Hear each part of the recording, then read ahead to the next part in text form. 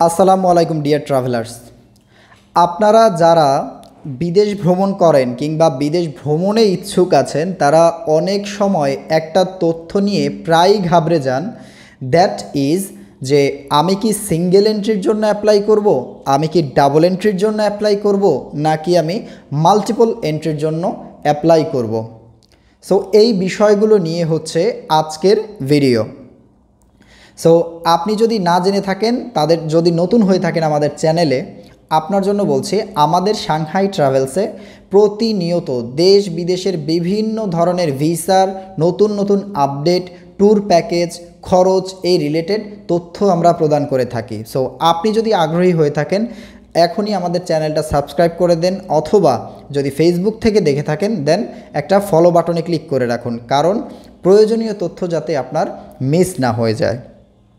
ওকে, so single entry কী জিনিস? Single entry বলতে বোঝাচ্ছে যখন আপনি কোনো দেশে ভ্রমণ করবেন, সেটা যাতে জাস্ট একবারই হয়, অর্থাৎ আপনি যাবেন এবং আসবেন, ওই জাস্ট একবারই আপনি ওই দেশে ঢুকতে পারবেন, একবার। সেজন্যই বলা হয়েছে কি সিঙ্গেল এন্ট্রি, অর্থাৎ একবার প্রবেশ।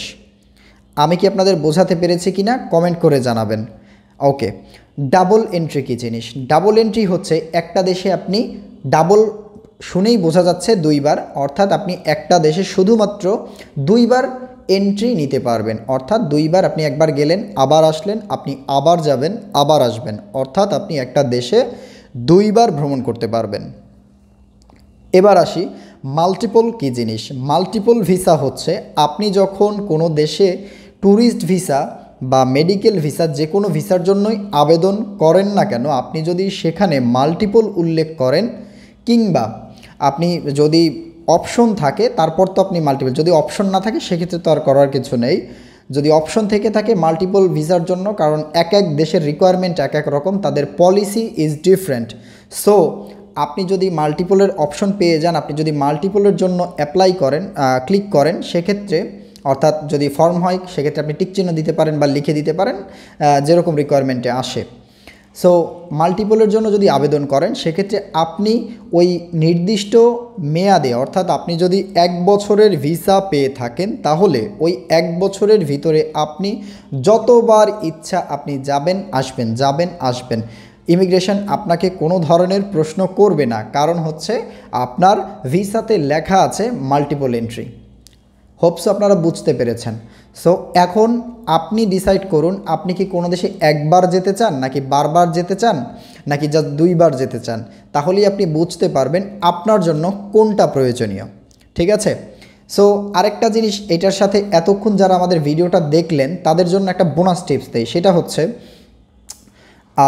আপনারা যখন কোনো দেশে ঢুকবেন, অনেকেই মনে করে থাকেন যে আমার ভিসার মেয়াদ আছে এতদিন, তার মানে আমি ততদিনই হচ্ছে ওই দেশে থাকতে পারবো। ভিসার মেয়াদ এবং স্টে পারমিট এটা কিন্তু ভিন্ন। যেমন হচ্ছে আমরা যখন মালয়েশিয়াতে এন্ট্রি নেই ট্যুরিস্ট ভিসাতে, সেই ভিসার মেয়াদ থাকে কিন্তু 3 মাস। কথা আবারও আপনি বুঝবেন যে ভিসার মেয়াদ থাকে 3 মাস। বাট আপনি যেদিন মালয়েশিয়াতে এন্ট্রি নেবেন, ইমিগ্রেশন ক্রস করবেন, সেদিন থেকেই কিন্তু আপনার দিন কাউন্ট হবে, এবং আপনি ওই দিন থেকে পরবর্তী 30 দিন পর্যন্ত আপনি মালয়েশিয়ায় আপনি মালয়েশিয়ায় থাকতে পারবেন অ্যাজ এ ট্যুরিস্ট হিসেবে। তাহলে কি বললাম যে আপনার ভিসার মেয়াদ এবং স্টে ডেজ বা স্টে পারমিট কিন্তু সেম না। আপনি কতদিন স্টে করতে পারবেন এটা কিন্তু উল্লেখ করা থাকে। সো এটা হচ্ছে আমাদের সাবস্ক্রাইবারদের জন্য একটা বোনাস টিপস দিয়ে দিলাম। সো আপনি যদি কোনো দেশের এয়ার টিকিট কিংবা ভিসা কিংবা হচ্ছে ট্যুর প্যাকেজ চান, আমাদের থ্রুতে করতে চান, সেক্ষেত্রে আমাদের ডেসক্রিপশানে নাম্বার দেওয়া আছে, চাইলে আমাদের সাথে যোগাযোগ করতে পারেন। আপনাকে সবচেয়ে বেস্ট সার্ভিসটা ইনশাল্লাহ আমাদের সাংহাই ট্রাভেলস থেকে দেওয়া হবে। আল্লাহ হাফেজ।